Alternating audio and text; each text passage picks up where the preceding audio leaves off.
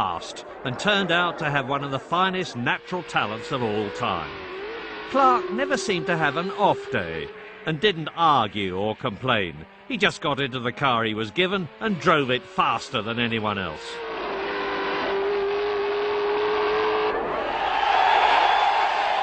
His early efforts in Scottish club racing were just something to do in his weekends off from the farm, but they attracted the attention of Lotus boss Colin Chapman. Thereafter, he never raced for anyone else, and the working relationship between Jimmy and Colin became one of the most successful in motor racing history.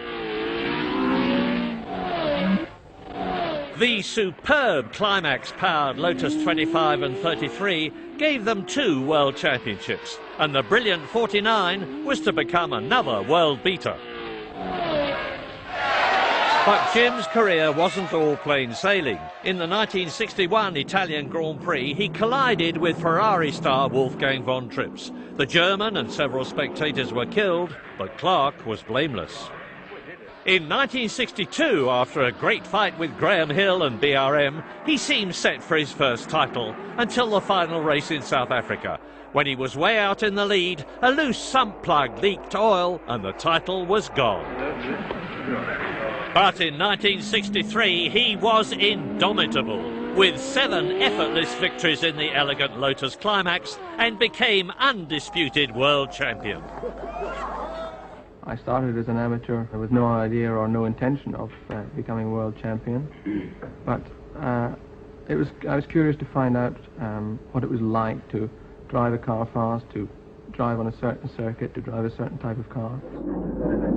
By now, Clark was looking at other classes of racing, helped by Ford's hunger for motorsporting credibility.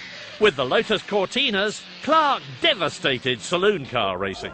And then Chapman took Clark to the Indianapolis 500.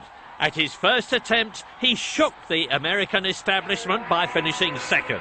And in 1965 came victory. Jim Clark crosses the finish line to win the 500 with a comfortable lead of more than 2 minutes. The same year, he won his second world championship, and his hometown of Duns in Berwickshire gave him a hero's welcome. The Ford Cosworth DFV engine arrived in mid-1967, and around it, Chapman built the new Lotus 49. Clark scored its first 4 victories, and 1968 seemed bound to be another championship year. He led the opening round in South Africa from start to finish. It was his 25th Grand Prix victory, breaking Fangio's long-standing record.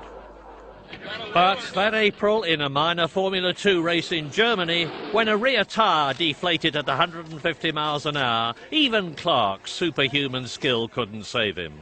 His death shocked the world. That the greatest driver of his time should die in a minor race seemed unbearably tragic.